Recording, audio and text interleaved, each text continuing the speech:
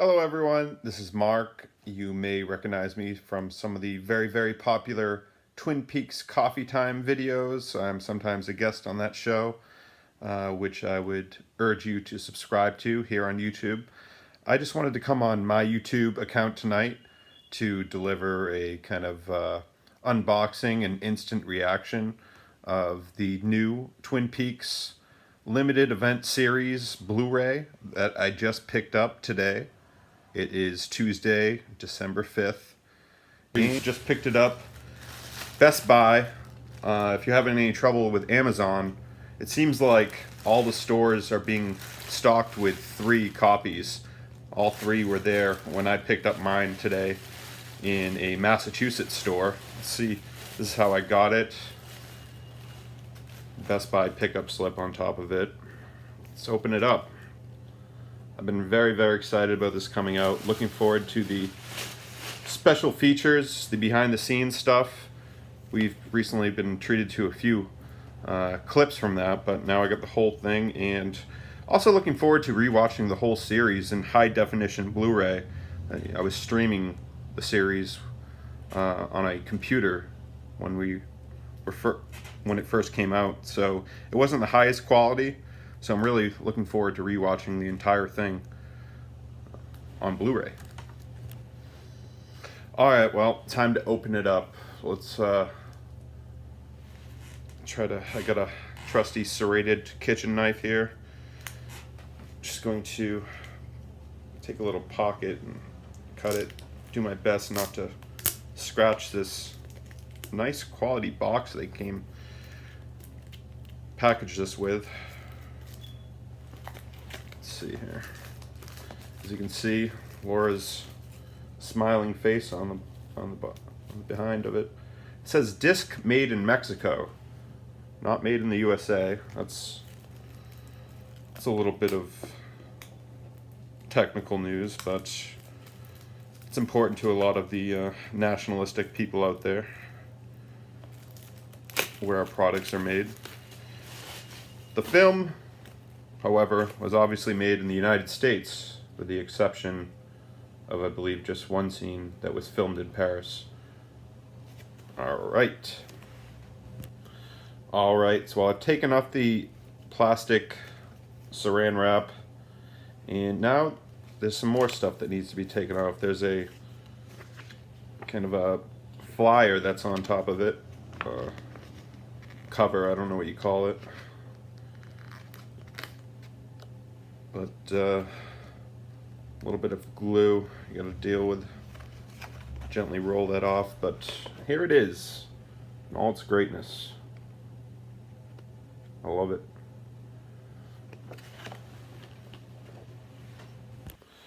Alright, it's just a quote from the Rolling Stone. The most groundbreaking TV series ever. I agree. And this is just also a description calling it revolutionizing for television, and that the return is, expanding on the world that we knew. I would agree with that. It expands on it in a very abstract way, very different from the original Twin Peaks, but for me it has that same mood and feel.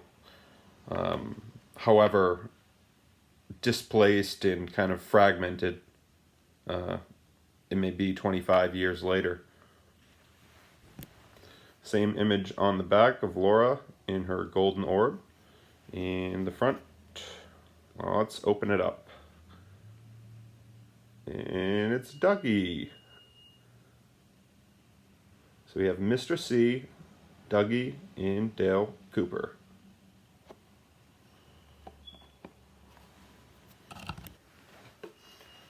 Alright, so this is what we have after we take off that component of the box. Let's see. Now it's just an inserted book into this shell. And we have the red and black chevron design from the Red Room all around. And inside, here we are, a table of contents for the discs, and let's take a look. Wow. Pretty nice presentation. Wow, I really like the gold disc. Is that where all the special features are? We'll see. And here it is, all together. David Lynch goodness.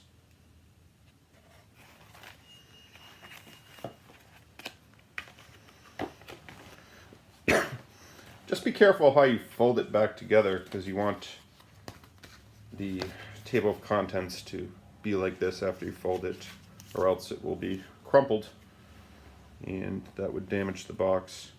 It's not the most high quality material, so if you're a collector, just be very careful. I can already see that there's some wear and tear there, you know, and I just took it out of the box. You can see the cardboard's kind of peeled. Alright, so I think I'm going to start with disc 7. There's 3 special features on here that seem to be documentaries, which I'll take a look at. Just 1 second before we go any further, just make sure everyone has their coffee. I've got my coffee. We'll have a little time. You can go get your coffee before we delve into this any further.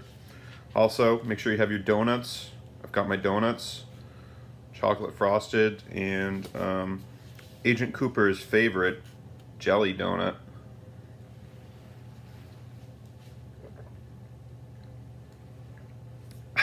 Damn fine coffee. Alright, let's carefully try not to get any donut sugar on the discs. Carefully. We'll put disc 7 into my PlayStation 4. Let's go. This is what I had in my PlayStation at the time. Just watching the missing pieces the other day. This is the new Criterion version of Twin Peaks Fire Walk with Me on Blu-ray. One more coffee break before we start the show.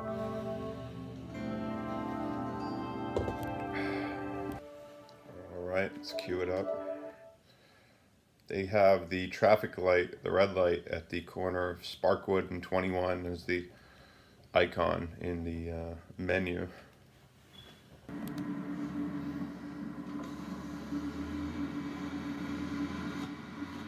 Yep, the menu, it's also the traffic light, the corner of Sparkwood and 21. It's changing green, red, yellow. Mechanical sounds in the background, pretty cool. Alright, I am going to start out with the Richard Beymer films on here, because that comes after A Very Lovely Dream, 1 week in Twin Peaks, but I just have the feeling I should watch the Richard Beymer films first. Richard Beymer, of course, if you don't know, he is the one who played Benjamin Horne throughout the whole Twin Peaks series. So let's take a look, but first, let's just have a bite of our donut, shall we?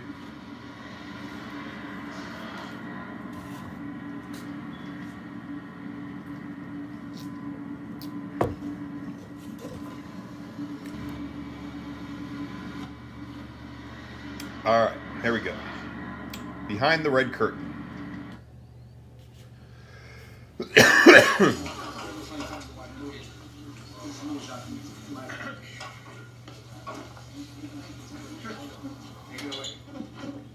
like some crew members handling the red curtain. Pretty cool. Correct. Okay, got it. But in the meantime, I'm going to be able to see into that room, which is exactly what I wanted. Very quiet, everybody. Roll sound. Rolling.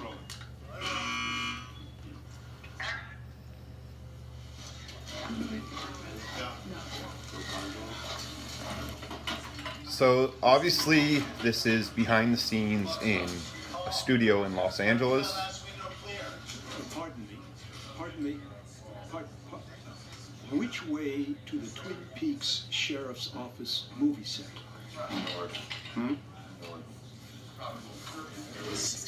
Here we have Sabrina Sutherland working on her laptop. They're outside of where they filmed Sheriff Truman's office at the Twin Peaks Sheriff Department. 6'2". I like this. They're looking at headshots of people. Two different guys. This guy's 6'2", this one's 6'4". Corey, get up the, Here's Lynch for the first time. you know, see their faces. Are you busy? Yeah, but I can do it. I just have to find the scene number. So I'm not busy, so Cooper's faces. We're the one where we're outside. He's just bossing around all the assistants, lording over this movie. Excuse me, this one last. Is that light gonna blink on the phone, Phil? Or, excuse me, this one last.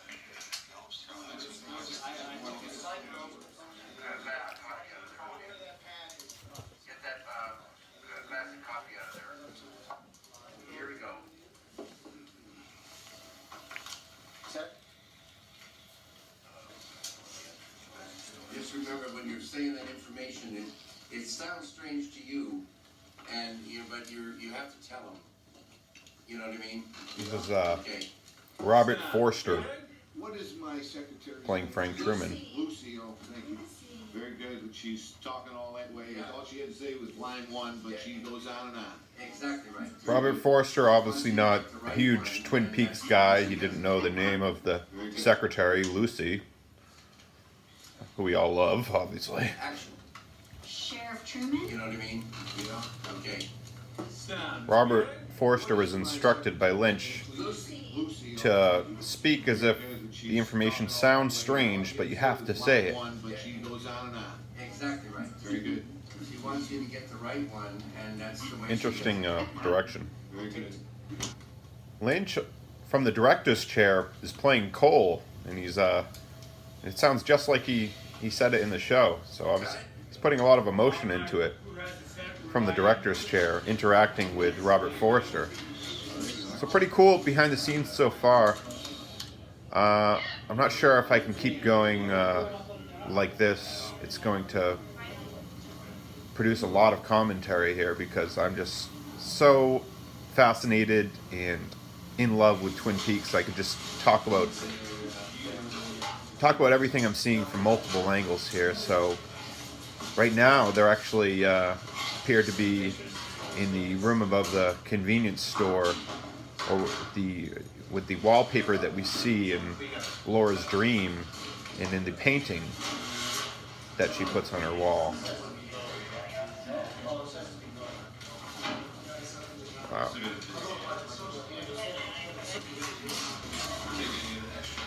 First behind the scenes shot of Kyle MacLachlan dressed up as Mr. C here in this area of the room above the convenience store.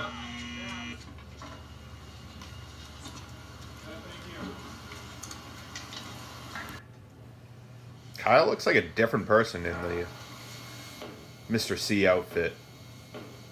We never think about him as this tough, evil dude.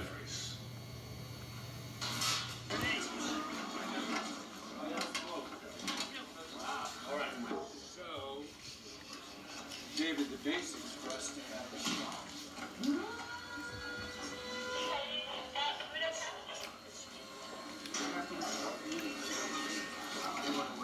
Red Room seems so vast in this studio, where they've constructed it.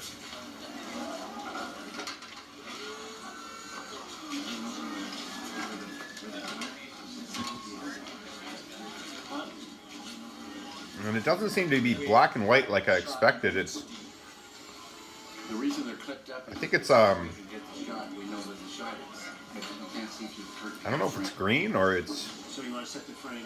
We can shoot this first. green and beige.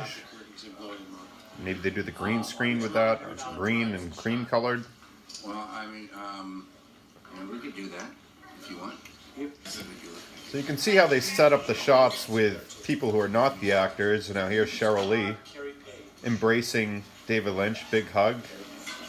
Seems like the first time maybe they've come on set together since the original Twin Peaks and Fire Walk with Me. Cheryl Lee seemed to get very emotional about it. It seemed like she almost cried, but had to stop herself, obviously, to protect the makeup and so forth. Recorded in the script, and now this trying one with six looking at him, and you disappear, and you see him, and you say, Hello, Agent Cooper. Laura, and so Cheryl seems very happy and excited to be, taking instructions from David. It seems like they had a system for learning how to speak in reverse, to give their lines in reverse, which, they would say it forward, and then one of the women, as part of the production crew, had an app or something that would play the sentence backwards, and she would imitate that, which is a pretty efficient way to do it, if you ask me.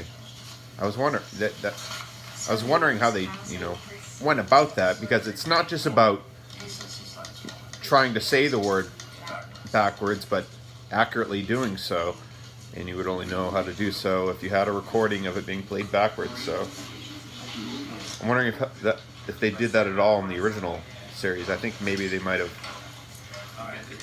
just done it a little more improvised in the original series.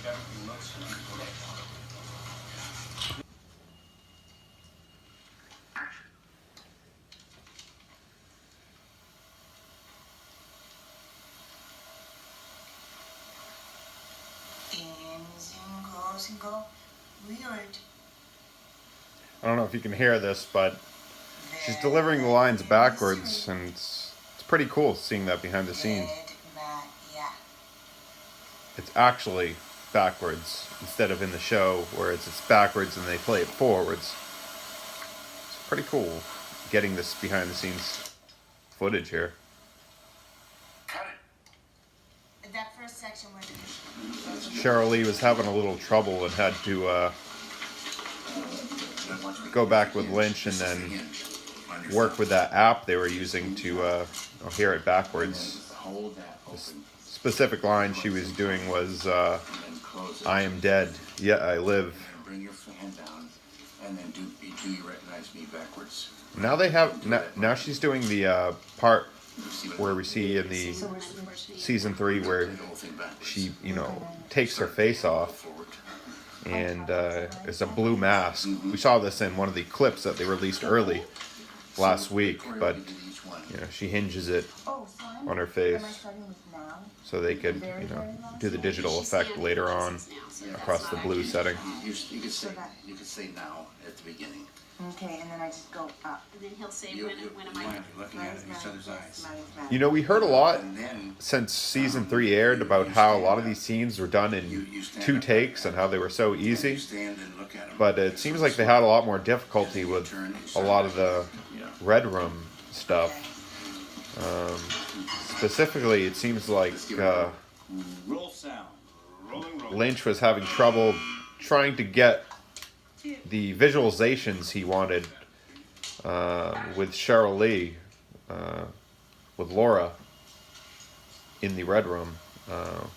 When she's shaking and screaming and disappears, it seems like he wasn't getting the right movements out of her and through the machine, this elevator lift they were using. He said it was looking like a lift in an old folks home. But either way, he wasn't pleased with many of the first takes with that visualization. Well, let's think about this. And we have Kyle to shoot and Philip Gerard. Let's get those going right now. Well, it seems like in the end he was happy with Cheryl Lee because he says, "You did great." Hey Peter, Seemed which would you satisfied with how that came out in the end. Let's do Kyle first. He's got the action Al and Caleb. I think Al Strobel is underrated actor in the whole Red Room equation. Facial expressions he makes are very believable. And oh, and here's Ray Weiss as Leland Palmer. Sad how briefly we got to see him in season 3. All he says is "Fine, Laura," but cool to see him behind the scenes, filmed by Richard Beymer, his old fictional business partner as Benjamin Horne.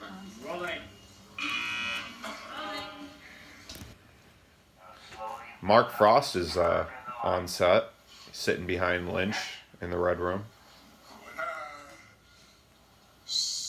Mark Frost, if you don't know, co-creator and co-writer of Twin Peaks. Recently released the final dossier book, is a kind of supplement to the secret history of Twin Peaks.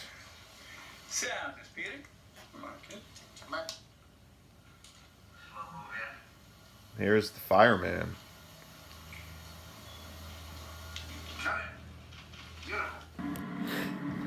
Alright, I think I'm going to cut it short there after watching Behind the Red Curtain, and perhaps deliver to you my thoughts on the rest of the special features as part of the Twin Peaks limited event series.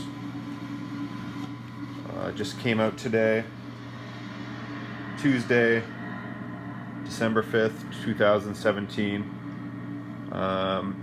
Next, I'm going to have to watch I Had Bad Milk in Dehradun. I'm not sure exactly how to pronounce that last word.